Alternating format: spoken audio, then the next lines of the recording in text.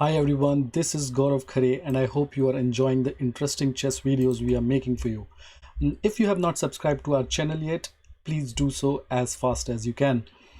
Today I welcome you to a game which is considered to be the fastest defeat of Magnus Carlsen in classical games. This particular game was played in 38th Biel chess tournament. The interesting part of this tournament was that Norwegian players were invited to the Biel chess tournament for the first time. Uh, and Magnus Carlsen got a chance to play with some of the best players in the world. In fact, it was also the first time when Carlsen played Nakamura, and it resulted in a draw. When this game was played, Carlsen was only 15 years old, but he had already became a grandmaster. Carlsen's opponent in this game was Yannick Pelletier, who is a Swiss chess grandmaster. He was about 70 ranking points ahead of Carlsen at that time.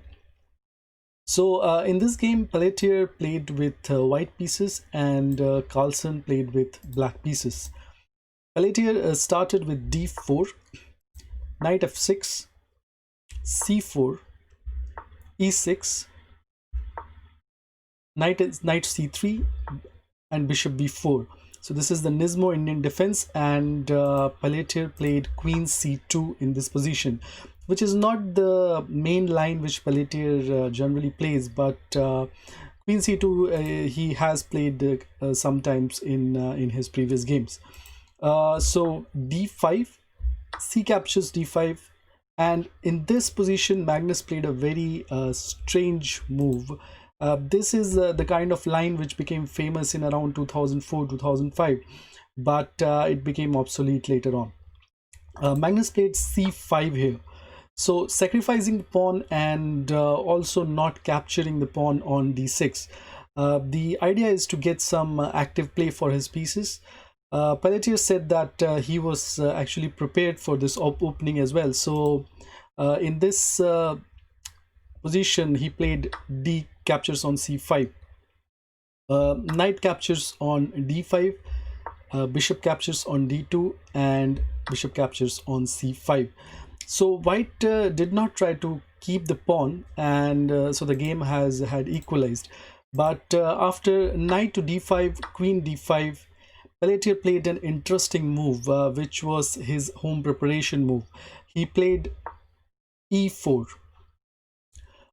This was a novelty, and whatever black plays here, or wherever the queen goes now, it allows white to develop its pieces and attack black. For example, if queen goes to d6, then rook to c1, attacking the black bishop as well as the bishop behind. So and if in this case knight to d7, then knight to f3 and castling, and then e5. The queen cannot capture this pawn because then this bishop will be hanging. So queen has to go further back, and this bishop can be developed as well. So this gives white a lot of good options to play, and this was the home preparation done by Pelletier. So in this position, Carlsen played queen to d4, threatening checkmate on f2. And here Pelletier played the best move, which was the queen side castling, leaving this f2 pawn to be taken. The question for this video is, will you take the f2 pawn with queen in this position? Pause this video for a few seconds and think about it. Taking the f2 pawn with queen would be a blunder, because after knight to h3, there are three squares in which queen can go to, and whichever square the queen goes to, the answer from white would be bishop to g5, and this will be threatening a checkmate on d8 square. So queen cannot capture on an f2. So Carlsen did not capture the pawn in this position and went for knight d7, and Pelletier plays bishop to b5. Carlsen castled in this position, which is a blunder, leading to white being a pawn up. So after bishop to c3, queen f2 and queen takes on f2, bishop to f2, and bishop captures on d7, and black is a piece up.